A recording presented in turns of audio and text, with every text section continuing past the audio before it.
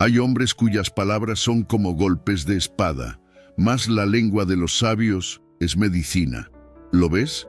Tus palabras pueden ser una herida que duele profundamente o una medicina que sana un corazón roto. ¿Cómo usamos este poder que Dios nos ha dado? Muchas veces no somos conscientes de cómo nuestras palabras influyen en la vida de los demás, en nuestras relaciones, incluso en nuestra propia alma.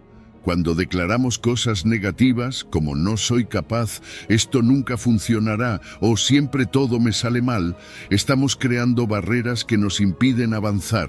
Pero cuando nuestras palabras se alinean con el propósito de Dios, cuando hablamos vida, esperanza y verdad, comenzamos a ver cómo la atmósfera cambia. Un tú puedes, un Dios está contigo, un todo tiene solución, puede ser el punto de inflexión en el día de alguien, en su vida entera incluso. Dios nos llama a ser conscientes, a usar nuestras palabras con intención. Cuando nuestras palabras están ancladas en su verbo, no solo construimos cosas positivas, sino que también participamos de su plan creador. Por eso, el reto es claro: habla con propósito, declara con fe. Si hay algo que deseas ver en tu vida, comienza a confesarlo con tus palabras. Si hay algo que está mal en tu corazón o en tus relaciones, deja que el verbo de Dios lo transforme. Llénate de su palabra, medítala, porque lo que sale de tu boca refleja lo que hay en tu interior. Termino con esto: cuando Dios habla, Él crea. Cuando tú hablas con su verdad, tú también puedes crear. Juan nos recuerda que la palabra está viva, que Jesús mismo es el verbo que se hizo carne. Hoy, el mismo poder que creó el universo puede estar presente en tus palabras si decides alinear tus labios con su propósito. Usa tu voz para edificar, para sanar, para transformar, porque cuando tus palabras se unen a su verbo, milagros suceden. Número 4. Controlando la lengua, domando el fuego. La lengua, pequeña pero poderosa, es comparada por Santiago con un fuego, y no cualquier fuego. En Santiago 3:6 dice: y la lengua es un fuego, un mundo de maldad. Ahora piénsalo por un momento. Un fuego puede traer calor y luz, pero si no lo controlas, puede arrasar con todo a su paso. Así es nuestra lengua. Cuando hablamos sin pensar, cuando dejamos que nuestras emociones tomen el control, nuestras palabras pueden causar una destrucción que ni siquiera imaginamos. ¿Te ha pasado alguna vez que dijiste algo en un momento de ira y luego te arrepentiste? Ese es el poder de la lengua. Puede construir o destruir en un instante. Las consecuencias de una lengua incontrolada son devastadoras. Las palabras tienen el poder de destruir relaciones que tomaron años en construirse. Un chisme aparentemente inocente puede arruinar la reputación de alguien, y las palabras dichas con ira pueden herir más profundamente que cualquier golpe físico. La Biblia nos da un ejemplo claro en Números 12, cuando Miriam y Aarón criticaron a Moisés por casarse con una mujer cusita. Sus palabras, llenas de juicio, trajeron consecuencias severas, no solo para ellos, sino para todo el pueblo. Esto nos muestra que las palabras que salen de nuestra boca tienen un impacto mucho mayor del que creemos. Proverbios 16:27 nos advierte sobre el hombre perverso, cuyas palabras son como un fuego encendido. El chisme, la difamación y las críticas destructivas son como brasas que pueden prender un incendio en cualquier lugar. Y lo más triste es que muchas veces no somos conscientes del daño que causamos. Quizás esas palabras que soltamos sin pensar están dejando cicatrices en alguien que lleva esa herida toda su vida. Por eso necesitamos urgentemente aprender a controlar nuestra lengua. ¿Y cómo podemos domar este fuego? La verdad es que no podemos hacerlo solos. Necesitamos la guía y el poder del Espíritu Santo. Gálatas 5:22 nos habla del fruto del Espíritu, que incluye el dominio propio. Este dominio propio es clave para controlar nuestras palabras. Pero, ¿qué podemos hacer en la práctica? Primero, aprende a pausar. Antes de hablar, pregúntate: ¿esto que voy a decir es necesario? ¿Edifica o destruye? Muchas veces, el simple hecho de detenernos a pensar puede evitar un desastre. Otro consejo práctico es escuchar más y hablar menos. Santiago 1:19 nos dice: todo hombre sea pronto para oír, tardo para hablar, tardo para airarse. Cuando escuchamos con atención, entendemos mejor a los demás y eso nos ayuda a responder con sabiduría en lugar de reacción. Además, la oración juega un papel crucial. Ora por sabiduría, por un corazón renovado y por la capacidad de hablar palabras que reflejen la gracia de Dios. Dedica tiempo a meditar en la palabra de Dios. Llena tu mente con su verdad, porque lo que guardas en tu corazón, eso es lo que saldrá por tu boca. Cuando comienzas a controlar tu lengua, los beneficios son evidentes. Proverbios 21:23 nos dice: el que guarda su boca y su lengua, su alma guarda de angustias. Controlar tus palabras trae paz, no solo a ti, sino también a quienes te rodean. Construye relaciones más fuertes, evita conflictos innecesarios y, lo más importante, honra a Dios. Aunque controlar la lengua puede parecer un desafío imposible, recuerda que no estás solo en este esfuerzo.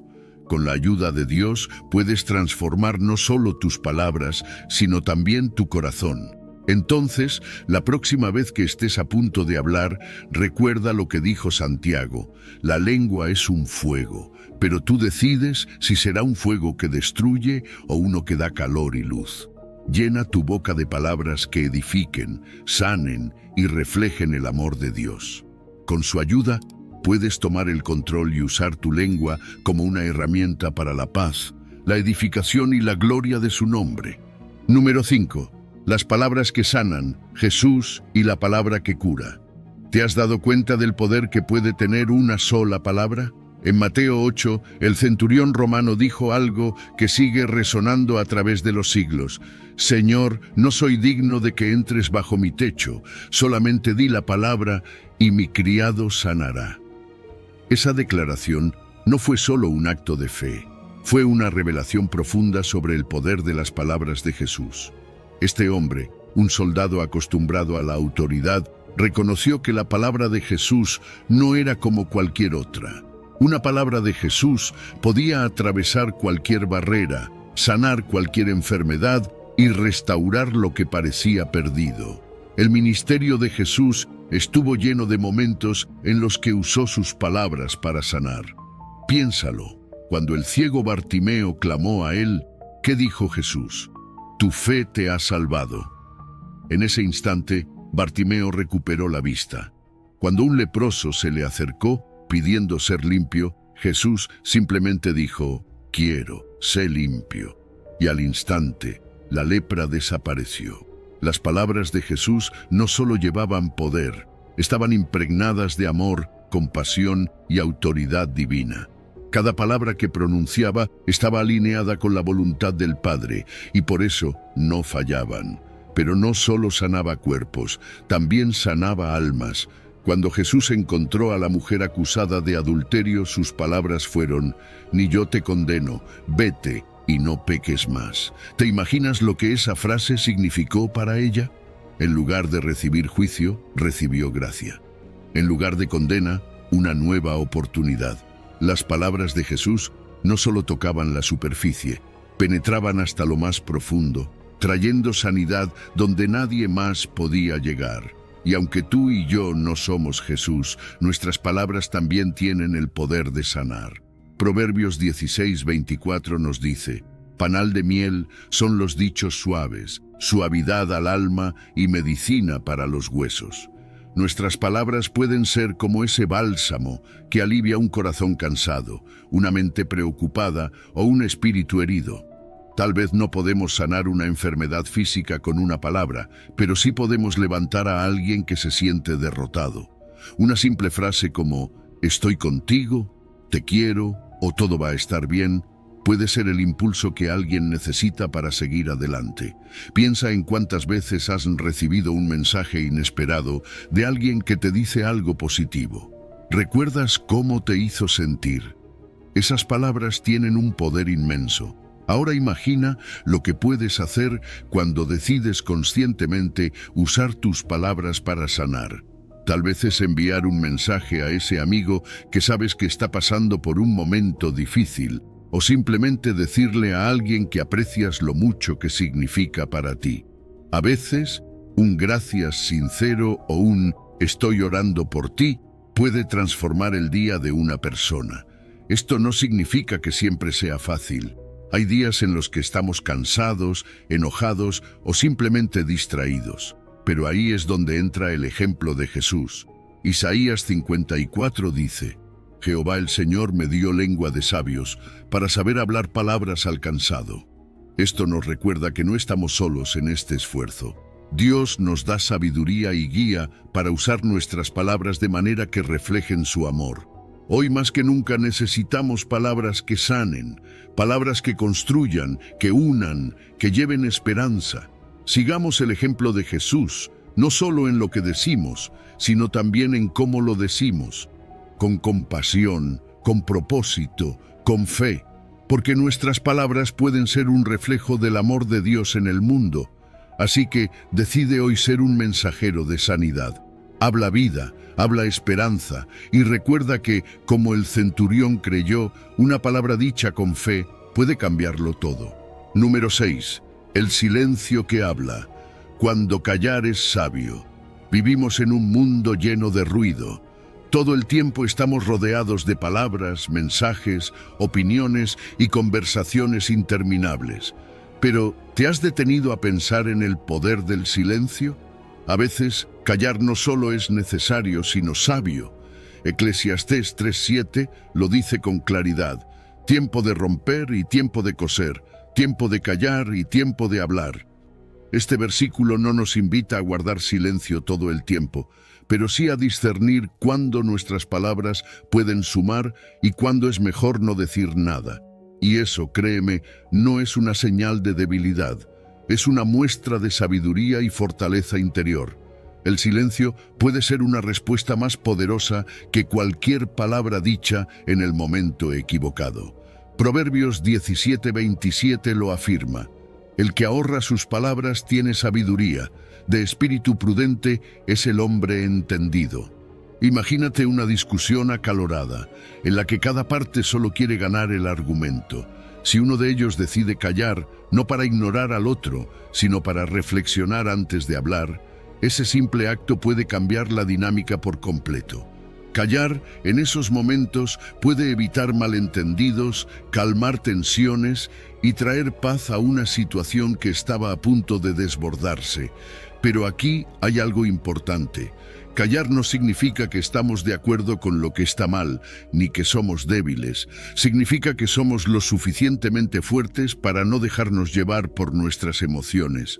La próxima vez que te enfrentes a una situación difícil, pregúntate: ¿es necesario hablar ahora? ¿Mis palabras ayudarán o solo empeorarán la situación? Muchas veces la respuesta es que el silencio será tu mejor aliado. Jesús mismo nos dio el mejor ejemplo de esto.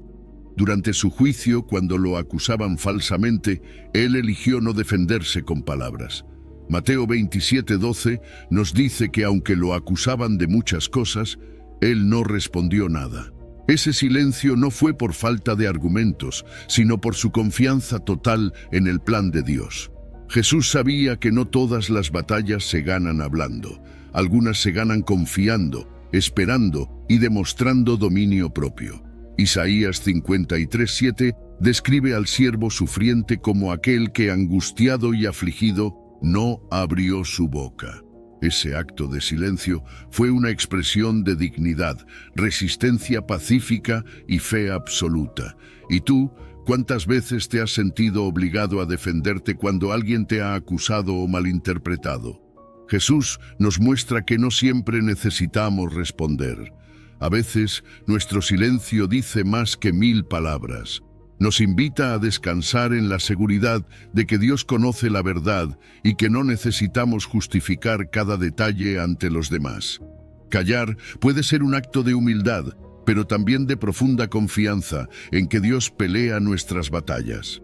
El arte de saber cuándo callar no es fácil, pero es esencial. En un mundo donde todos quieren hablar más fuerte, el silencio se convierte en un regalo. Proverbios nos recuerda que, aun el necio, cuando calla, es contado por sabio. Imagínate el impacto que podríamos tener si, en lugar de reaccionar impulsivamente, tomáramos un momento para reflexionar, orar y buscar la paz. Nuestro silencio no solo nos beneficiaría a nosotros, sino que también podría ser un testimonio de paciencia y autocontrol para quienes nos rodean. Así que, hoy quiero invitarte a practicar el discernimiento. Hay momentos para hablar con verdad y amor, pero también hay momentos para guardar silencio, confiar y dejar que Dios haga su obra. No subestimes el poder transformador de un corazón tranquilo y una boca controlada. El silencio sabio no solo puede traer paz a tu vida, sino también iluminar el camino hacia una relación más profunda con Dios y con los demás. En el ruido del mundo, aprende a ser esa voz que, en su silencio, habla de fe, sabiduría y amor. Número 7. Las palabras de sabiduría, consejos de Proverbios. ¿Te has dado cuenta de cómo una sola palabra puede cambiar todo? Proverbios 15 nos da una lección que vale oro. La blanda respuesta quita la ira, mas la palabra áspera hace subir el furor. En otras palabras, lo que decimos y cómo lo decimos puede calmar una tormenta o avivar un incendio. Piénsalo. ¿Cuántas veces una discusión se ha intensificado porque alguien no pudo controlar sus palabras?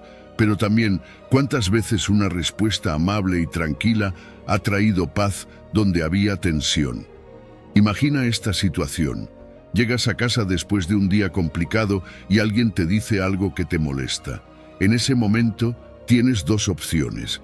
Puedes responder con ira, devolviendo la misma energía, o puedes elegir una respuesta suave que desactive la tensión. Esa elección, aunque parece pequeña, tiene un poder enorme. Cuando eliges palabras amables, no solo estás calmando la situación, sino que estás demostrando control, sabiduría y, lo más importante, amor. Las palabras no son neutras. Pueden construir o destruir, sanar o herir. Proverbios lo dice claramente. Hay hombres cuyas palabras son como golpes de espada, mas la lengua de los sabios es medicina. Una palabra dura puede cortar profundamente, dejando cicatrices que duran años. Pero una palabra sabia y amable tiene el poder de ser como medicina, trayendo alivio y sanidad. ¿Te das cuenta del impacto que pueden tener tus palabras en las personas que te rodean? Tal vez no puedes controlar lo que otros te dicen, pero sí puedes controlar cómo respondes. Por supuesto, no siempre es fácil. A veces las emociones nos dominan y queremos responder con dureza. Pero aquí es donde entra la sabiduría de Dios. Santiago 1:19 nos aconseja: todo hombre sea pronto para oír, tardo para hablar, tardo para airarse. Este versículo nos recuerda que el primer paso hacia palabras sabias es aprender a escuchar. Escuchar con atención antes de hablar nos da el tiempo y el espacio necesarios para responder de manera reflexiva, no impulsiva. La sabiduría en nuestro hablar no surge de la nada, se cultiva. Proverbios 9:10 dice: el temor de Jehová es el principio de la sabiduría. Cuando buscamos a Dios, cuando le pedimos que guíe nuestras palabras, comenzamos a ver un cambio en la forma en que nos comunicamos. Una práctica que puede ayudarte es leer un capítulo de Proverbios cada día. Este libro está lleno de consejos prácticos sobre cómo hablar con sabiduría, cómo responder en momentos difíciles y cómo usar nuestras palabras para edificar y no destruir. Recuerda que la sabiduría no es solo para hablar bien, también se trata de cuándo no hablar. No todo requiere una respuesta inmediata. A veces el silencio es la opción más sabia. Otras veces, una simple frase como «lo siento», «gracias» o «te entiendo» puede cambiar el curso de una conversación y hasta de una relación. Así que aquí está el desafío. Elige palabras que edifiquen. Proverbios 25 lo describe de una manera hermosa.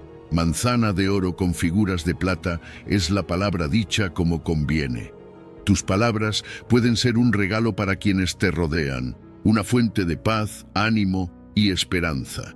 Habla con intención, con amor y con la sabiduría que viene de Dios. Cuando haces esto, no solo cambias tus relaciones, sino que reflejas el carácter de Cristo en todo lo que dices. Hoy, decide comprometerte a hablar con amabilidad y sabiduría. Haz de Proverbios una guía diaria para tus interacciones, porque cada palabra que eliges tiene el poder de transformar, de construir puentes y de traer paz. Y en un mundo que tantas veces está lleno de ruido y conflicto, tus palabras pueden ser esa medicina que alguien necesita.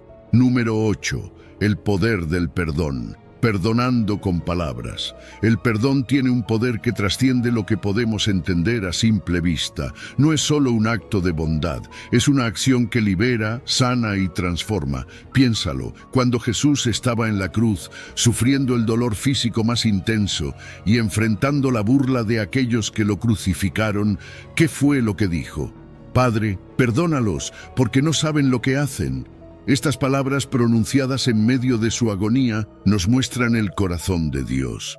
Un corazón que perdona incluso a quienes lo hirieron, que ama incluso en el dolor.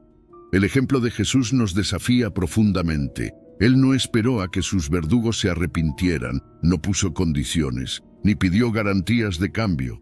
Su perdón fue incondicional, un acto puro de amor. Ahora imagina esto, si Jesús pudo perdonar en ese momento, ¿qué nos impide a nosotros perdonar a quienes nos han lastimado? A menudo, el orgullo, el dolor o el miedo nos detienen, pero el llamado de Jesús es claro.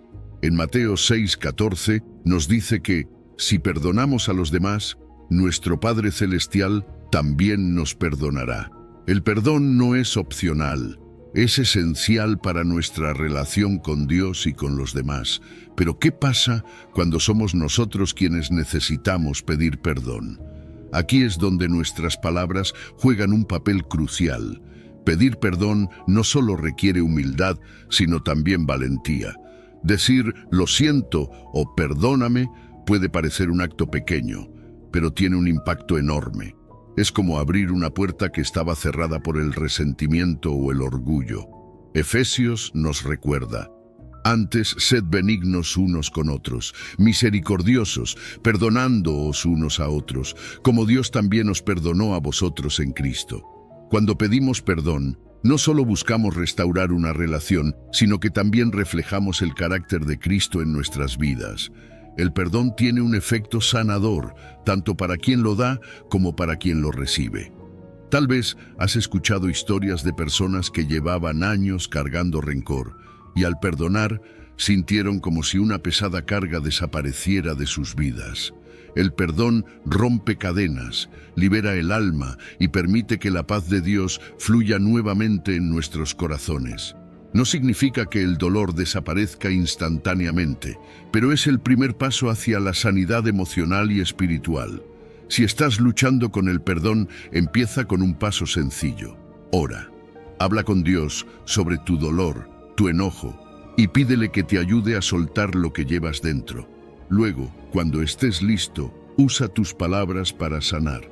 Puede ser un mensaje, una llamada o una conversación cara a cara. Pero dilo desde el corazón. No se trata de justificar el mal que te hicieron, sino de liberarte de su poder sobre ti. Como dice Colosenses 3:13, soportándoos unos a otros y perdonándoos unos a otros. Si alguno tuviere queja contra otro, de la manera que Cristo os perdonó, así también hacedlo vosotros. El perdón no es fácil, lo sé, pero tampoco es imposible. Jesús nos demostró que, con el amor de Dios, incluso lo más difícil puede hacerse realidad. Cuando decides perdonar, estás eligiendo liberarte del peso del resentimiento. Y cuando pides perdón, estás permitiendo que la gracia de Dios actúe en tus relaciones. Hoy, quiero invitarte a reflexionar. ¿Hay alguien a quien necesitas perdonar? ¿O quizás alguien a quien necesitas pedirle perdón? No esperes más. Toma ese paso, porque el perdón no solo sana relaciones, también te sana a ti. Y recuerda las palabras de Jesús: Padre, perdónalos. Que ese mismo espíritu de amor y compasión sea el que guíe tus palabras y tus acciones. Perdona, porque en el perdón encontrarás la verdadera libertad. Versículo 9.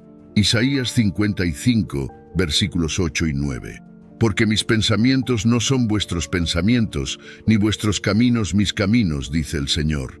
Como son más altos los cielos que la tierra, así son mis caminos más altos que vuestros caminos, y mis pensamientos más que vuestros pensamientos. Este pasaje de Isaías nos invita a reflexionar sobre la inmensidad y la profundidad de la sabiduría divina en comparación con nuestras propias limitadas comprensiones. A menudo, en nuestra vida cotidiana, tratamos de entender las circunstancias a través de nuestra lógica humana, buscando explicaciones y soluciones que tengan sentido dentro de nuestro marco de referencia. Sin embargo, Dios nos recuerda que sus pensamientos y caminos están infinitamente por encima de los nuestros. La brecha entre la mente divina y la humana es tan vasta como la distancia entre los cielos y la tierra, una distancia que nunca podríamos cerrar por nosotros mismos. Cuando Dios dice que sus pensamientos no son como los nuestros, nos está llamando a confiar en su sabiduría, incluso cuando no comprendemos lo que está sucediendo a nuestro alrededor. Hay momentos en la vida en los que las cosas no tienen sentido, cuando enfrentamos sufrimientos, pérdidas o desafíos que parecen injustos o insuperables. En esos momentos, este versículo nos ofrece un consuelo inmenso. Dios ve el panorama completo. Él entiende el propósito detrás de cada situación y está orquestando todo de acuerdo con su plan perfecto, un plan que es mucho más alto y más amplio de lo que podríamos imaginar.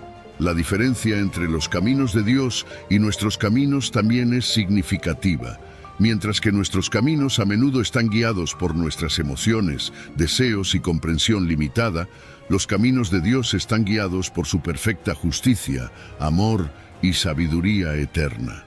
Esto significa que, aunque podamos no entender por qué Dios permite ciertas cosas en nuestras vidas, podemos confiar en que su camino es siempre el mejor, aunque no sea el más fácil o el más rápido desde nuestra perspectiva. Sus caminos nos llevan a la plenitud de su propósito para nosotros, un propósito que a menudo va más allá de lo que podemos ver o comprender en el momento. Este pasaje también nos invita a la humildad. Reconocer que nuestros pensamientos y caminos son limitados en comparación con los de Dios nos enseña a rendirnos a su voluntad, a dejar de lado nuestra necesidad de control y a confiar plenamente en su dirección. No se trata de que dejemos de pensar o planificar, sino de que sometamos nuestras ideas y planes a la sabiduría superior de Dios, sabiendo que Él siempre sabe lo que es mejor. Finalmente, este versículo nos da esperanza. Aunque no siempre entendamos lo que Dios está haciendo, podemos tener la seguridad de que sus pensamientos y caminos, aunque misteriosos, están dirigidos hacia nuestro bien y su gloria. Podemos vivir con la confianza de que, aunque no veamos el camino completo, Dios lo ve y nos está guiando con amor y sabiduría. Su plan, superior al nuestro, está en acción, y podemos descansar en la certeza de que, al final, todo encajará perfectamente según su propósito divino. Versículo 10. Salmos 119, versículo 105. Lámpara es a mis pies tu palabra, y lumbrera a mi camino. Este versículo encapsula la importancia y el poder de la palabra de Dios en la vida de los creyentes. Cuando el salmista dice que la palabra de Dios es una lámpara a sus pies y una lumbrera a su camino, está haciendo una declaración profunda sobre cómo la Escritura ilumina nuestro caminar diario. En un mundo lleno de oscuridad, incertidumbre y confusión, la palabra de Dios actúa como una fuente de luz que nos guía, que nos muestra el camino correcto y nos ayuda a evitar los peligros que podrían hacernos tropezar. La imagen de la lámpara a nuestros pies sugiere que la palabra de Dios nos da claridad para los pasos inmediatos que debemos tomar. No siempre veremos todo el camino por delante, pero la luz de la Escritura nos da la claridad necesaria para el siguiente paso. Es una guía práctica que nos ayuda a tomar decisiones sabias y justas en nuestras vidas cotidianas. Cada vez que nos enfrentamos a una elección o a un dilema moral, la palabra de Dios nos proporciona la sabiduría que necesitamos para avanzar con seguridad. Además, cuando el salmista describe la palabra de Dios como una lumbrera a mi camino, está hablando de la dirección a largo plazo que la Escritura nos proporciona. No solo ilumina nuestros pasos inmediatos, sino que también arroja luz sobre el camino que tenemos por delante, mostrando la dirección que debemos seguir en la vida. Esta luz es vital en un mundo donde los caminos pueden ser engañosos y donde es fácil desviarse de lo que es correcto. La palabra de Dios actúa como un faro que nos mantiene en el curso correcto, asegurando que nuestro caminar esté alineado con su voluntad y propósito.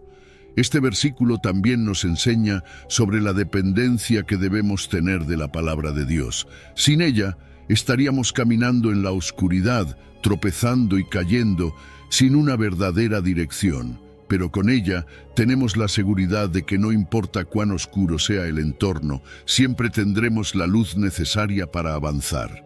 Es una fuente constante de orientación y verdad que nunca falla en proporcionarnos la claridad que necesitamos. La metáfora de la luz también implica revelación. La palabra de Dios revela quién es Él, quiénes somos nosotros y cuál es su plan para nuestras vidas. Nos muestra la verdad en un mundo lleno de falsedades y nos da la perspectiva correcta para ver las cosas como Dios las ve.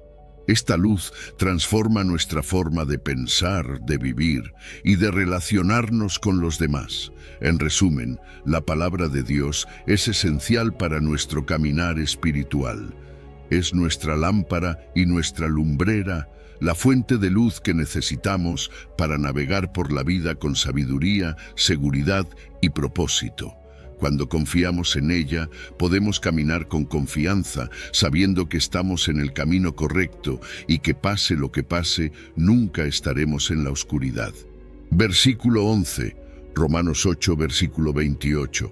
Y sabemos que a los que aman a Dios, todas las cosas les ayudan a bien, esto es, a los que conforme a su propósito son llamados. Este versículo es una de las promesas más reconfortantes y poderosas de las Escrituras. Nos asegura que, para aquellos que aman a Dios, todo lo que sucede en sus vidas, lo bueno, lo malo y todo lo intermedio, contribuye a un propósito mayor y benéfico. Esta promesa no significa que cada evento en sí mismo es bueno o fácil de soportar, sino que Dios, en su infinita sabiduría y soberanía, tiene la capacidad de tomar incluso las situaciones más difíciles y dolorosas y utilizarlas para un bien mayor en nuestras vidas. Amar a Dios es clave en esta promesa. Aquellos que aman a Dios son aquellos que han puesto su fe en Él, que buscan seguir sus caminos y que han respondido al llamado de vivir de acuerdo con su propósito. Este amor por Dios implica una relación profunda y personal con Él, una relación en la que confiamos en su bondad, incluso cuando las circunstancias parecen contradecirla. Es en medio de esta confianza que podemos aceptar esta promesa con fe, sabiendo que Dios está obrando en todo, aunque no siempre podamos ver cómo. El versículo también nos habla de ser llamados conforme a su propósito. Esto significa que nuestras vidas no están al azar. Estamos aquí con un propósito divino. Dios tiene un plan específico para cada uno de nosotros, un plan que se alinea con su propósito eterno. A veces puede ser difícil entender cómo ciertas situaciones dolorosas o desafíos pueden encajar en ese plan. Sin embargo, este versículo nos asegura que Dios está utilizando cada pieza de nuestras vidas, incluso aquellas que parecen no tener sentido, para cumplir su propósito en nosotros. La frase "todas las cosas les ayudan a bien" es una afirmación de la providencia divina. Dios tiene el poder de redimir y transformar cualquier situación, usándola para nuestro crecimiento, para nuestra madurez espiritual y para acercarnos más a su propósito. No se trata de un optimismo ciego, sino de una confianza en que Dios está obrando, incluso en las sombras, para nuestro bien. Esta verdad nos da esperanza y fuerza para perseverar, sabiendo que nada en nuestra vida está fuera del control amoroso de Dios. Este versículo también nos invita a ver nuestras vidas desde una perspectiva eterna. A menudo nos enfocamos en las dificultades presentes y olvidamos que Dios tiene una visión más amplia. Él ve el cuadro completo y está tejiendo cada experiencia, cada alegría y cada dolor en una obra maestra que al final será para nuestro bien y su gloria. Esta perspectiva nos permite enfrentar los desafíos con una confianza inquebrantable, sabiendo que Dios está con nosotros y que está obrando todo para un propósito mayor. Versículo 12, Éxodo 15, versículo 13. Condujiste en tu misericordia a este pueblo que redimiste. Lo llevaste con tu poder a tu santa morada. Este versículo nos transporta a un momento de gran victoria y liberación para el pueblo de Israel, un recordatorio del poder salvador y la misericordia de Dios. Después de haber sido rescatados de la esclavitud en Egipto, los israelitas cantan este cántico de alabanza, reconociendo la mano poderosa de Dios que los ha guiado a través del Mar Rojo y los ha llevado a salvo hacia la libertad. Aquí, el énfasis está en la misericordia y el poder de Dios, dos aspectos esenciales de su carácter que trabajan en conjunto para redimir y guiar a su pueblo. La misericordia de Dios es el motivo central de esta liberación. Aunque el pueblo de Israel no era perfecto y había fallado muchas veces, Dios en su misericordia decidió redimirlos. Esta misericordia es un recordatorio de que Dios no nos trata según nuestros pecados, ni nos da lo que merecemos, sino que nos ofrece su gracia y compasión. Es su misericordia la que nos guía, incluso cuando no lo merecemos, llevándonos de lugares de opresión a lugares de libertad. Esta misericordia no es un acto aislado, sino una constante en la relación de Dios con su pueblo, una expresión de su amor inagotable. Además, el versículo destaca el poder de Dios, que fue el instrumento de esta redención. No fue por la fuerza de los israelitas ni por su sabiduría que escaparon de Egipto, sino por el poder soberano de Dios. Este poder se manifestó de manera impresionante en los milagros que acompañaron su liberación, desde las plagas hasta la apertura del Mar Rojo. Este mismo poder sigue actuando en nuestras vidas hoy, guiándonos y protegiéndonos en medio de las dificultades, abriendo caminos donde no parece haber ninguno y llevándonos a los lugares donde Dios ha preparado bendición y seguridad para nosotros. La frase «a tu santa morada» señala no solo un destino físico, sino también un destino espiritual. La morada de Dios es un lugar de comunión íntima con Él, un lugar donde su presencia es real y palpable. Para los israelitas, esto se refería inicialmente al monte Sinaí y luego al tabernáculo, donde la presencia de Dios habitaba entre ellos. Hoy, para nosotros, esa morada santa es el lugar donde nos encontramos con Dios en nuestra vida diaria, donde experimentamos su presencia a través de la oración, la adoración y la meditación en su palabra. Es el destino final de todo creyente, el lugar donde Dios nos llama a estar en comunión eterna con Él. Este versículo, entonces, es un poderoso recordatorio de que Dios, en su misericordia y poder, nos guía a su presencia. Nos redime no solo para librarnos de la esclavitud del pecado, sino para llevarnos a un lugar de encuentro con Él, donde podemos experimentar su santidad, su amor y su paz. Es una invitación a confiar en su guía, a descansar en su misericordia y a caminar en la certeza de que Él nos lleva con su poder a su santa morada, donde encontraremos la plenitud de vida en su presencia.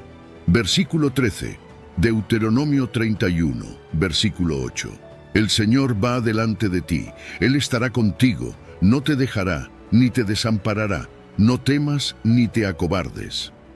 Este versículo es una promesa poderosa y reconfortante que nos asegura la presencia continua y el apoyo inquebrantable de Dios en nuestras vidas. Cuando Moisés pronuncia estas palabras a Josué, quien estaba a punto de asumir el liderazgo de Israel y guiar al pueblo hacia la tierra prometida, Está transmitiendo una verdad fundamental sobre el carácter de Dios, su fidelidad y su compromiso de estar siempre con su pueblo. La frase "El Señor va delante de ti" nos da una imagen clara de Dios como nuestro guía y protector.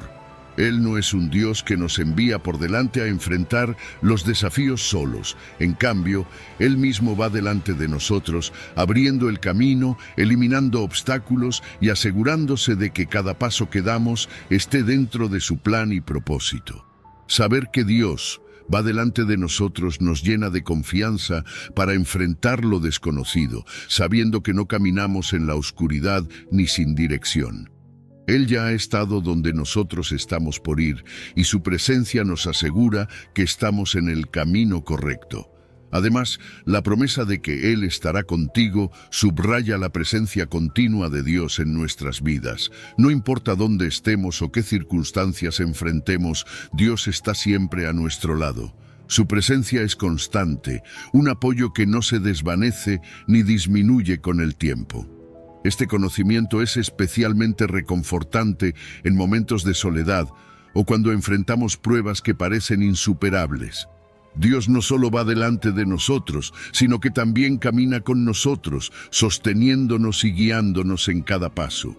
La garantía de que no te dejará ni te desamparará es una declaración de la fidelidad inquebrantable de Dios.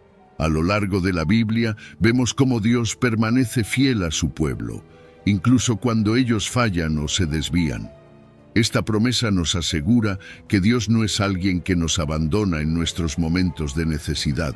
Al contrario, su compromiso con nosotros es firme y eterno.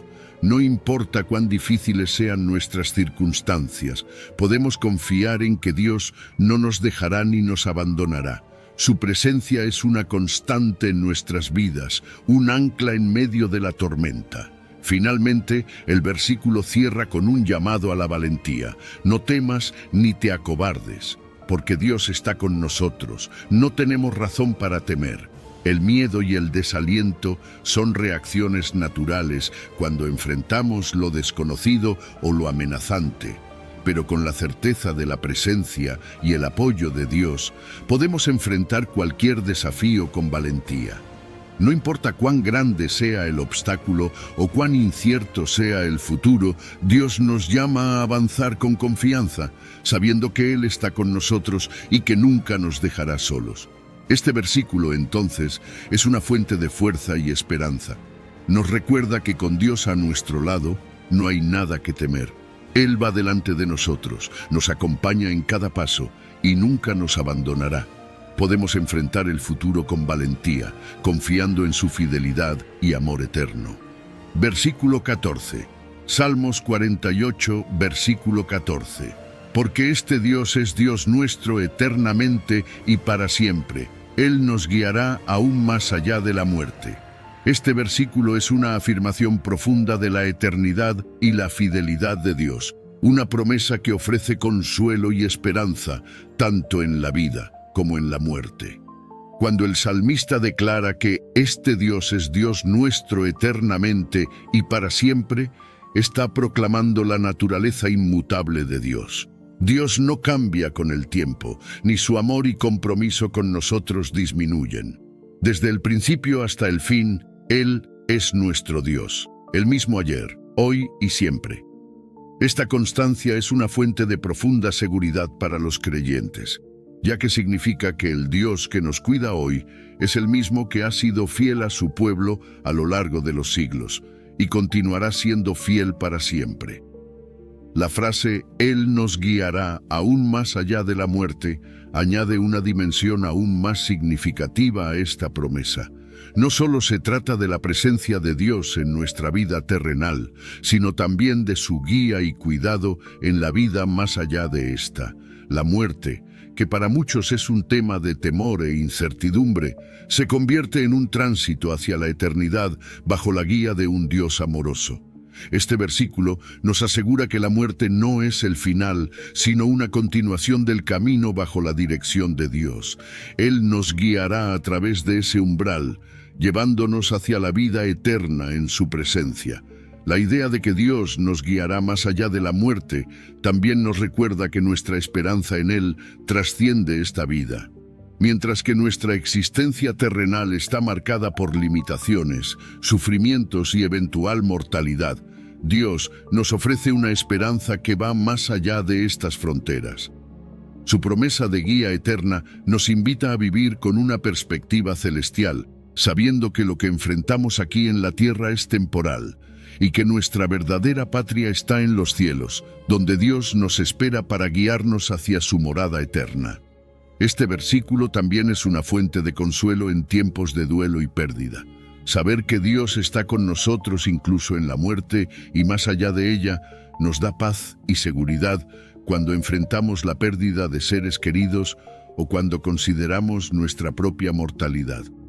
La muerte, en lugar de ser un abismo de incertidumbre, se convierte en un paso más en el camino guiado por Dios, quien nos llevará a un lugar de descanso y gozo eterno. Versículo 15, Mateo 6, versículo 33. Mas buscad primeramente el reino de Dios y su justicia, y todas estas cosas os serán añadidas. Este versículo es una enseñanza central de Jesús que nos invita a reordenar nuestras prioridades y enfocarnos en lo que realmente importa. En un mundo donde es fácil quedar atrapado en la búsqueda de cosas materiales, estatus o seguridad, Jesús nos llama a poner en primer lugar el reino de Dios y su justicia. Esta búsqueda no es solo una opción entre muchas, sino una prioridad absoluta para aquellos que desean vivir una vida plena y significativa. Buscar el reino de Dios significa centrar nuestra vida en los valores y principios que reflejan el carácter de Dios. Amor, justicia, misericordia y verdad. Implica vivir de una manera que honre a Dios, donde nuestras acciones, decisiones y relaciones estén alineadas con su voluntad. No se trata de simplemente cumplir con rituales religiosos, sino de permitir que cada aspecto de nuestra vida esté bajo el señorío de Cristo, reconociendo que Él es Rey y que su reino es eterno. La justicia de Dios, que también debemos buscar, es su estándar moral y ético, su manera de actuar que refleja su santidad y perfección. Buscar su justicia significa vivir de acuerdo con los principios de rectitud y justicia que Dios establece en su palabra. Esto incluye cómo tratamos a los demás, cómo manejamos nuestras responsabilidades y cómo respondemos a las injusticias que vemos en el mundo.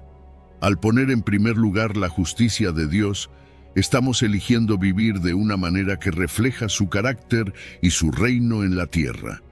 La promesa que sigue a esta búsqueda es notable, y todas estas cosas os serán añadidas. Jesús nos asegura que cuando priorizamos el reino de Dios y su justicia, todo lo demás que necesitamos será provisto. Esto no significa que obtendremos todo lo que deseamos, sino que Dios proveerá lo que realmente necesitamos para vivir. En el contexto de este versículo, Jesús habla de preocupaciones como la comida, la bebida y el vestido, las necesidades básicas de la vida. Nos enseña que, al confiar en Dios y ponerlo en primer lugar, podemos descansar en la seguridad de que Él cuidará de nuestras necesidades. Este versículo también nos desafía a examinar dónde están nuestras prioridades. ¿Estamos buscando primero el reino de Dios o estamos más preocupados por nuestras necesidades y deseos terrenales? Jesús nos llama a cambiar nuestro enfoque, a confiar en que si ponemos a Dios en primer lugar, todo lo demás se acomodará en su lugar.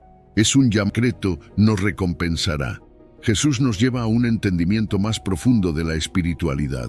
No se trata de cumplir prácticas para la aprobación de otros, sino de una conexión genuina con Dios. Lo que importa es lo que Dios ve en nuestro ser, no lo que otros piensan. Esto nos hace reflexionar sobre la apariencia externa versus la realidad interna.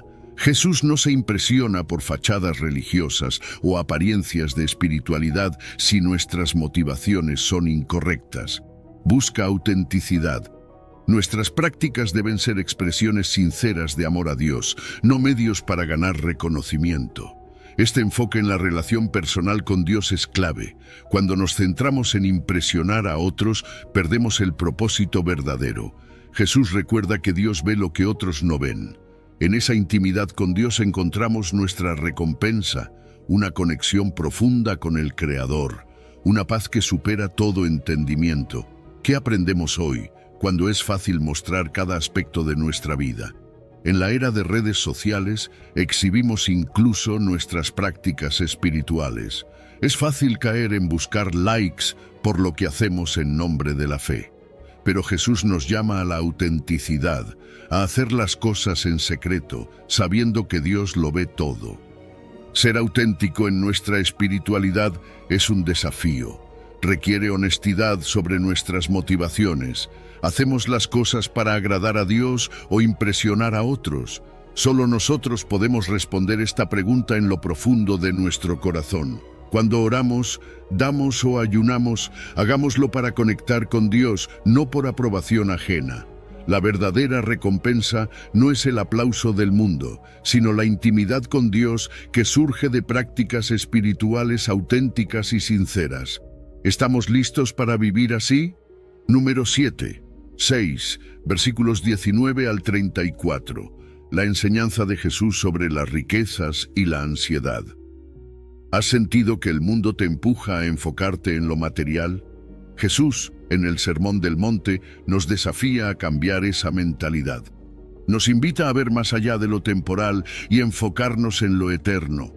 En Mateo 6, 19 al 34, nos habla sobre las riquezas y la ansiedad, enseñándonos sobre nuestras verdaderas prioridades. Jesús nos dice que no acumulemos tesoros en la tierra. Estos tesoros van más allá del dinero. Pueden ser posesiones, estatus, poder o cualquier cosa en la que pongamos nuestro corazón. El problema es que son perecederos, se pueden destruir, perder o no satisfacen como pensamos. Como Jesús describe, pueden ser destruidos por la polilla, el óxido o robados. En cambio, nos exhorta a acumular tesoros en el cielo. Estos tienen valor eterno. Mostrar amor, vivir con generosidad, actuar con justicia, cultivar nuestra relación con Dios. No pueden ser destruidos y permanecen para siempre. Jesús nos deja una verdad poderosa. Donde esté tu tesoro, allí estará también tu corazón. Lo que valoramos determina nuestras decisiones y prioridades. Jesús usa la metáfora del ojo como la lámpara del cuerpo. Si nuestro ojo es bueno, todo nuestro cuerpo estará lleno de luz. Si es malo, estaremos en tinieblas. El ojo representa nuestra perspectiva de vida. Una visión clara, generosa y enfocada en Dios ilumina todo lo que hacemos. Un enfoque torcido o egoísta nos lleva a vivir en oscuridad, incluso si externamente todo parece bien. Esto nos lleva a una enseñanza crucial. No podemos servir a dos señores. Es imposible servir a Dios y a las riquezas simultáneamente. Muchos fallamos intentando equilibrar ambos, pensando que podemos dar nuestra vida a Dios mientras nos aferramos a las posesiones. Jesús lo deja claro, debemos elegir.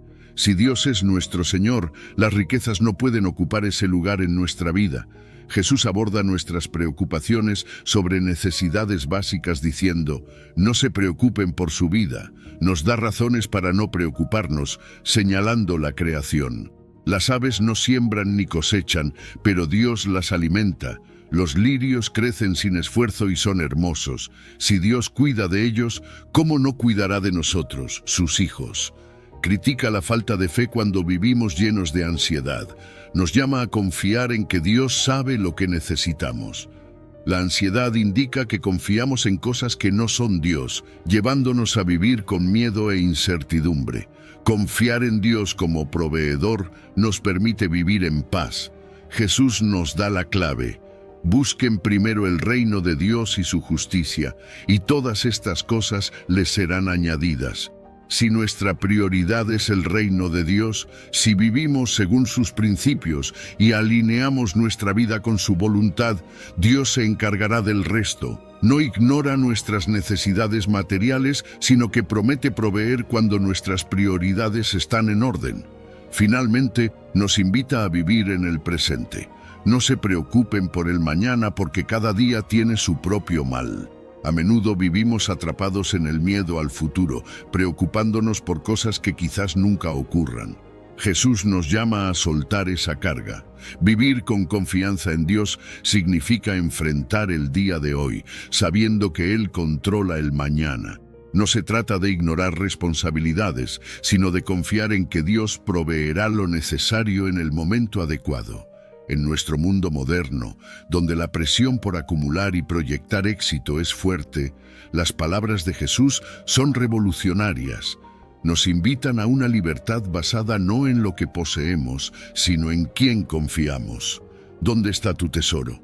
¿Estás listo para vivir con la certeza de que Dios cuida de ti y que tu valor no está en lo que tienes, sino en quién eres para Él? Vivir con prioridades eternas significa vivir en paz, sin la ansiedad del futuro, sabiendo que el mismo Dios que alimenta a las aves y viste los lirios está a tu lado, proveyendo y cuidando cada detalle de tu vida. Número 8. Mateo 7, versículos 1 al 6.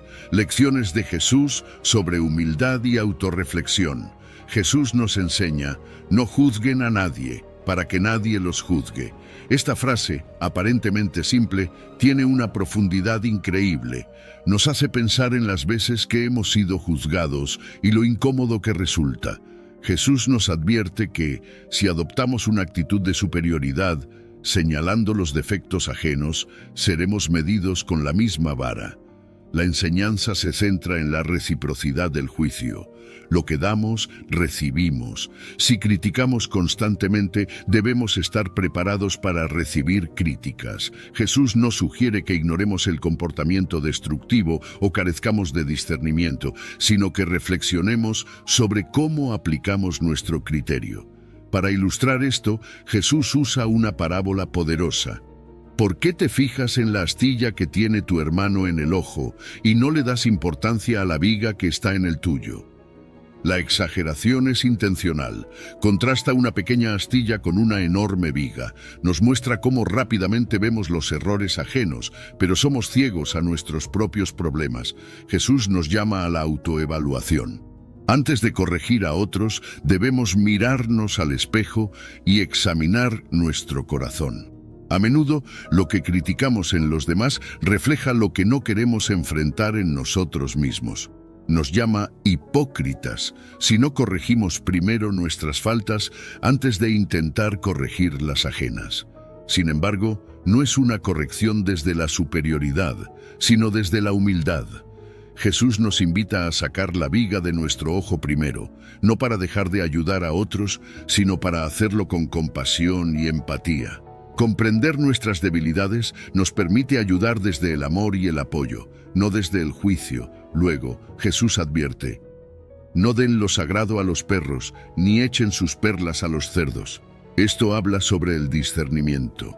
No todos están listos o dispuestos a recibir corrección. Debemos ser sabios para entender cuándo es apropiado hablar y cuándo callar. No se trata de retener la verdad, sino de saber cuándo y cómo compartirla. Jesús enseña que no toda situación requiere nuestra intervención. A veces, por mucho que queramos ayudar, el otro no está en posición de recibirlo, y eso está bien. No estamos llamados a corregir a todos en todo momento. A veces, la mejor corrección es el ejemplo que damos con nuestra propia vida. La compasión se convierte en la alternativa al juicio. En lugar de criticar, Jesús nos invita a ser compasivos, a entender que todos estamos en proceso y tenemos áreas de crecimiento.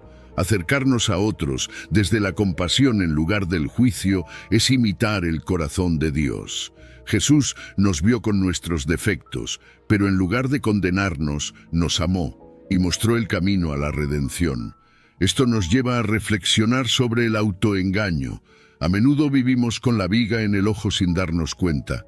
Creemos tener todo bajo control, ser justos y estar en el camino correcto, pero estamos ciegos a nuestras faltas. La imagen de la viga advierte sobre la falta de autoconciencia y el peligro de pensar que lo tenemos todo resuelto cuando hay mucho por corregir en nuestro interior. Jesús nos llama a la sabiduría en las relaciones interpersonales. La corrección a veces es necesaria, pero debe venir desde la humildad, no el juicio. Debemos ser sensibles a la receptividad de los demás. No podemos imponer nuestra verdad ni esperar que todos estén listos para escucharla cuando queremos hablar. Discernir cuándo es apropiado ofrecer una palabra de corrección es tan importante como tener algo que decir. Todo culmina en una lección sobre coherencia. No podemos corregir a otros si no estamos dispuestos a corregirnos primero. Nuestras acciones deben alinearse con nuestras palabras. Jesús nos invita a ser íntegros, a vivir de manera que nuestras vidas sean ejemplo antes que nuestras palabras. Cuando corregimos desde la humildad, después de hacer el trabajo interior necesario, nuestras palabras tienen peso y pueden ayudar a otros a crecer. La próxima vez que sientas la tentación de juzgar, detente y piensa en esta enseñanza de Jesús. ¿Es el momento adecuado? ¿Has hecho el trabajo interior necesario para hablar desde el amor y no el juicio? La corrección no se trata de tener razón, sino de ayudar al otro a acercarse a Dios. Y eso solo lo logramos cuando estamos dispuestos a caminar en humildad y amor. Número 9. Mateo 7, versículos 10 al 12. Enseñanzas de Jesús sobre pedir, buscar y llamar. Pedir, buscar, llamar, parece tan sencillo, ¿verdad? Pero si nos detenemos a pensar en las palabras de Jesús en Mateo 7, versículo 7, nos damos cuenta de que nos está enseñando algo mucho más profundo que solo hacer una petición rápida a Dios. Jesús nos está llamando a vivir una vida de oración constante, a nunca dejar de pedir, a buscar con perseverancia y a llamar con fe, sabiendo que la puerta será abierta. ¿Y sabes qué es lo más increíble de todo? Que nos asegura que Dios siempre está dispuesto a responder. Cuando Jesús dice, pidan y se les dará, nos recuerda que Dios escucha. Podemos acudir a Él con nuestras peticiones, preocupaciones y necesidades. Pedir es un acto de confianza, es decir, Dios, confío en que tú puedes suplir lo que necesito. Buscar implica más esfuerzo. No es solo pedir una vez, sino mantenerse en el camino, insistir. Buscamos respuestas, dirección, claridad. Jesús nos dice que si buscamos, encontraremos. Para buscar, debemos estar dispuestos a movernos, a seguir adelante incluso sin resultados inmediatos. A veces la respuesta no llega como esperamos, pero si persistimos, Dios nos guiará hacia lo que realmente necesitamos. Llamar implica expectativa de que se abrirá una puerta. Es más que pedir, es esperar una respuesta, confiar en que Dios abrirá la puerta correcta en el momento adecuado. A menudo la puerta que esperamos no es la que Dios elige, y eso está bien. Confiamos en que la puerta que se abrirá nos llevará a donde debemos estar. Jesús promete, todo el que pide recibe, el que busca encuentra, y al que llama se le abrirá. Afirma que Dios responde no siempre como esperamos, pero siempre lo hace. Al orar, no forzamos a Dios, sino que nos alineamos con su voluntad. A veces, lo que pedimos no es lo mejor, pero Dios, en su sabiduría, nos da lo que necesitamos. Esto requiere confianza. Jesús usa un ejemplo simple. ¿Quién de ustedes, si su hijo le pide pan, le dará una piedra? ¿O si le pide un pescado, le dará una serpiente? Ningún padre amoroso daría algo malo en lugar de algo bueno. Si nosotros, imperfectos, damos cosas buenas a nuestros hijos, cuánto más Dios, nuestro Padre perfecto, nos dará lo que necesitamos. Dios no solo escucha nuestras oraciones, las responde con amor y bondad, buscando siempre lo mejor para nosotros, incluso cuando no lo entendemos. Jesús conecta este concepto con el mandamiento de oro. Así que en todo, traten a los demás tal y como quieren que ellos los traten a ustedes. Entrelaza nuestra relación con Dios y con los demás. Debemos reflejar la bondad de Dios en nuestras relaciones. No podemos separar nuestra vida de oración de cómo tratamos a quienes nos rodean. Si esperamos misericordia, debemos ser misericordiosos. Si esperamos bondad, debemos ser bondadosos. Es un llamado a la coherencia. Si pedimos a Dios generosidad, debemos ser generosos. Si buscamos su amor, debemos compartirlo. Nuestra relación con Dios siempre estará conectada con cómo vivimos nuestras relaciones en este mundo. Jesús enseña que la oración no es solo obtener lo que queremos, sino una relación, un diálogo constante con Dios, que tiene implicaciones prácticas. No se trata solo de pedir, sino de alinearnos con el corazón de Dios, buscar su voluntad y estar listos para recibir su respuesta, sea cual sea. La oración efectiva no siempre significa recibir exactamente lo pedido. A veces, las respuestas de Dios son inesperadas o llegan en momentos imprevistos. Esto es aceptable porque Jesús muestra que Dios siempre responde en su sabiduría perfecta, basada en su amor por nosotros. Al orar, recuerda, Dios te escucha, te ve y te responderá. Pregúntate, ¿estás dispuesto a aceptar su respuesta aunque no sea lo esperado? Confiar en Dios implica aceptar su plan, su tiempo y su forma de hacer las cosas. Este pasaje transforma nuestra relación con Dios y con los demás. Vivir según el mandamiento de oro refleja el carácter de Dios en nuestras vidas. Mostramos que hemos aprendido a confiar en su bondad y esa confianza transforma todo lo que hacemos. La próxima vez que ores, pide con confianza, busca con perseverancia, llama con fe. Recuerda que, así como esperas recibir de Dios, estás llamado a dar a los demás. Vive con generosidad, amor y bondad, sabiendo que tu vida de oración y tus acciones van de la mano. Número 10. Mateo 7, versículos 13 y 14. La puerta estrecha y el camino ancho en la enseñanza de Jesús. Jesús nos presenta una imagen clara, una puerta estrecha y un camino angosto que lleva a la vida, y por otro lado, una puerta ancha y un camino espacioso que lleva a la destrucción. Esta metáfora, aunque sencilla, es profundamente desafiante. Nos llama a tomar una decisión que, en el fondo, define el curso de nuestra vida entera. El camino que elegimos no es solo sobre un momento, es una dirección que va marcando cada paso que damos, y las consecuencias de esta elección van mucho más allá de lo que imaginamos. La puerta estrecha nos habla de un camino que no es fácil, y eso es algo que a veces preferimos no escuchar. La vida cristiana, el seguir a Jesús, nunca se nos prometió como un camino sin dificultades. Al contrario, Jesús nos advierte que es un camino que requiere esfuerzo, sacrificio, compromiso. Es una puerta estrecha porque no permite que llevemos con nosotros todo lo que el mundo nos dice que es importante: el orgullo, los placeres efímeros, la autocomplacencia. Cruzar por esa puerta implica dejar atrás esas cosas, abrazar la cruz y seguir a Jesús incluso cuando las cosas se ponen difíciles. Y sí, es tentador querer tomar la puerta ancha.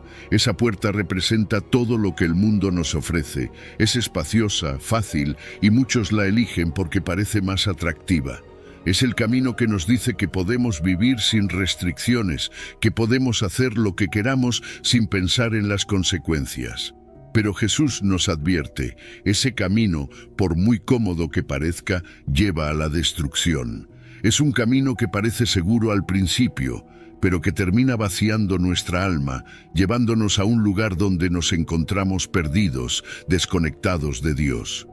Lo interesante aquí es que Jesús no está hablando de algo que solo se aplica al final de la vida. No es solo que al final llegaremos a la vida eterna o a la destrucción, sino que estos caminos ya están moldeando nuestras vidas ahora mismo. El camino angosto, aunque difícil, es un camino que nos llena de propósito, de paz, de una relación cercana con Dios. Es un camino que nos transforma desde dentro, nos hace más como Cristo. Y el camino ancho, aunque pueda parecer más placentero en el momento, nos aleja de esa paz verdadera, nos lleva a una vida vacía, llena de superficialidad. Este es un llamado a tomar decisiones conscientes, a no dejarnos llevar por lo que es popular o fácil. Jesús nos está diciendo, tú eliges, pero recuerda, tu elección tiene consecuencias, y eso puede sonar duro, pero también es increíblemente liberador, porque en medio de este llamado también hay una invitación a algo mucho más grande que lo que el mundo nos puede ofrecer. La puerta estrecha nos lleva a la vida, a una vida plena, abundante, llena de la presencia de Dios. Seguir a Jesús no es simplemente hacer una oración una vez y luego vivir como queramos. Es un caminar diario, una elección constante de seguir el camino angosto, de entrar por la puerta estrecha. Y sí, a veces será difícil, a veces sentiremos que estamos yendo contra la corriente, que somos pocos los que elegimos este camino, pero Jesús nos asegura que este es el único camino que realmente lleva a la vida. Y aquí es donde entra la idea del discipulado cristiano. Ser discípulo de Jesús no es fácil, pero es profundamente transformador. Nos invita a vivir una vida de servicio, de amor, de sacrificio. No es la fe cómoda que muchas veces queremos. Nos llama a algo más profundo, algo más real. Nos invita a dejar de lado la superficialidad y abrazar el proceso de ser moldeados a su imagen. El mundo muchas veces nos dice que lo que importa es ser popular, hacer lo que la mayoría hace. Pero Jesús nos recuerda que el camino correcto no siempre es el más transitado. De hecho, a menudo será el menos popular. Seguir a Jesús implica nadar contra la corriente, implica estar dispuestos a ser diferentes, a elegir lo que es recto, incluso cuando los demás no lo entienden. Y en esto también nos invita a tener una perspectiva eterna. Vivimos en un mundo que está obsesionado con el aquí y el ahora, con lo que nos hace sentir bien en el momento. Pero Jesús nos llama a mirar más allá, a vivir con una visión de eternidad. Las decisiones que tomamos hoy tienen un impacto que va mucho más allá de lo inmediato. El camino angosto puede parecer más difícil ahora, pero lleva a una recompensa eterna, a una vida llena de propósito y conexión con Dios. Este llamado a la puerta estrecha también nos invita a tener discernimiento espiritual. A veces, el camino correcto no es obvio. No siempre es fácil distinguir entre lo que parece bueno y lo que realmente es bueno. Jesús nos llama a estar alertas, a no dejarnos llevar por las apariencias, a discernir qué es lo que realmente importa. El camino ancho puede parecer más atractivo al principio, pero solo el camino angosto lleva a la verdadera vida. Y en medio de todo esto, Jesús nos recuerda algo crucial. No todos los caminos conducen al mismo destino. Vivimos en una época donde a menudo se nos dice que todos los caminos son iguales, que todas las formas de vida llevan al mismo lugar. Pero Jesús nos desafía con esta enseñanza.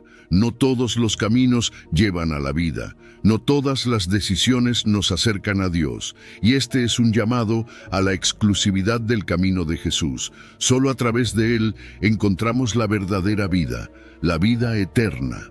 Esto no se trata de cantidad, se trata de calidad. Jesús nos dice que muchos eligen el camino ancho, pero pocos encuentran el camino estrecho. Y esto no se refiere a que seamos una élite espiritual, sino que se trata de aquellos que están dispuestos a comprometerse de verdad, a vivir una vida que refleje el amor y la verdad de Dios, incluso cuando eso signifique renunciar a lo que el mundo ofrece. Así que, mientras reflexionas sobre este pasaje, pregúntate, ¿qué puerta estoy eligiendo en mi vida diaria? ¿Estoy tomando el camino fácil, el camino que la mayoría toma? ¿O estoy dispuesto a seguir el llamado de Jesús, aunque sea difícil, aunque sea solitario? La invitación está ahí y la elección es nuestra. Pero Jesús nos deja claro, solo la puerta estrecha y el camino angosto nos llevan a la vida que realmente vale la pena vivir. Número 11. Mateo 7, versículos 15 al 23. El árbol y sus frutos en la enseñanza de Jesús. Fíjate en las palabras de Jesús. Cuídense de los falsos profetas. Eso suena fuerte, ¿no? Y lo es. Jesús no está hablando de algo trivial, está advirtiendo sobre una realidad que en su tiempo y en el nuestro sigue siendo crucial. Hay personas que parecen ser algo que no son. Vienen disfrazados de ovejas, pero por dentro son lobos feroces. Esta imagen es potente porque todos podemos reconocer el peligro de un lobo entre ovejas. Es sutil, se esconde y cuando menos lo esperas, ataca. Así son los falsos profetas, aquellos que con palabras dulces o discursos convincentes engañan a otros, llevándolos por un camino lejos de Dios. Y aquí es donde Jesús nos llama a ser discernidores. No podemos dejarnos llevar por las apariencias. No porque alguien tenga el título de líder espiritual o porque parezca hablar de Dios, significa que automáticamente lo sea. Jesús nos dice que debemos ser sabios, que no todo lo que parece bueno lo es. Tenemos que examinar más allá de las palabras, de las promesas vacías o de las apariencias externas. Pero, ¿cómo lo hacemos? ¿Cómo distinguimos entre lo genuino y lo falso? Jesús nos da la clave. Por sus frutos los conocerán. Esto es tan claro y a la vez profundo. No son las palabras, no son los gestos, ni siquiera los dones que alguien pueda tener. Es el fruto de su vida. Es cómo viven, cómo actúan, cómo tratan a los demás. Porque los verdaderos seguidores de Dios, los que realmente están alineados con su voluntad, producirán fruto bueno. Y este fruto es visible. No puedes ocultarlo. Si alguien está conectado con Dios, su vida reflejará amor, paz, justicia y verdad. No será solo algo que dicen, será algo que se manifiesta en su carácter y en sus acciones. Ahora, piensa en un árbol. Un árbol bueno, saludable, da buenos frutos. No hay sorpresas ahí. Sabemos que si un árbol está bien cuidado, bien nutrido, producirá frutos deliciosos.